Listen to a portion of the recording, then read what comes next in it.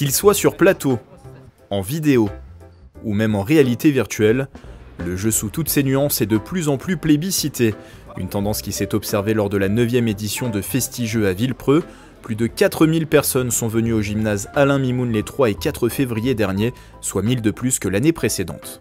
C'est vraiment une bonne occasion de rencontrer de nouvelles personnes, de faire de nouvelles activités et juste de trouver quelque chose de nouveau. On croise vraiment des gens d'un peu partout, c'est chouette, ouais. Et puis on fait découvrir ce qu'on fait aussi. Bonne expérience, on reviendra, on refera d'autres festivals de jeux comme ça parce que c'était très chouette. Le retour à la mode du jeu se confirme auprès de toutes les générations depuis quelques années. Le monde du jeu en fait a beaucoup évolué avec l'arrivée du Covid. Les gens ont commencé à jouer chez eux et ont découvert le jeu qui ne se limitait pas aux jeux de base qui sont ce que connaît tout le monde, le Monopoly, la Bonne Paye ou autre. Maintenant il y a une quantité de jeux phénoménale et tout le monde peut y trouver son compte, petit comme grand. Je fais du jeu de rôle depuis les années 90. On a eu c'est pas moi spécialement, mais il y a eu un trou dans les années 2000 et ça s'est inversé depuis quelques années. Et ouais, il y a beaucoup plus de joueurs.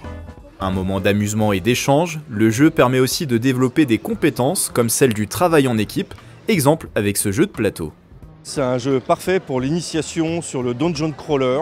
Les joueurs interprètent un héros qui va devoir fouiller dans un donjon et combattre les monstres et réussir la mission qui lui a été confiée. C'est un jeu de coopération, donc ça force les joueurs à jouer ensemble, à interagir ensemble et à compter les uns sur les autres. Chaque joueur a des compétences qui sont différentes de celles des autres. Donc c'est un jeu vraiment bien pour apprendre à travailler ensemble. Et les possibilités ne manquent pas, plus de 150 éditeurs existent en France.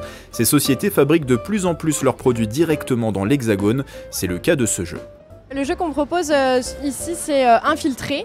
Donc Infiltré, c'est un petit jeu de bluff, un petit jeu d'ambiance qui se joue de 2 jusqu'à 12 joueurs.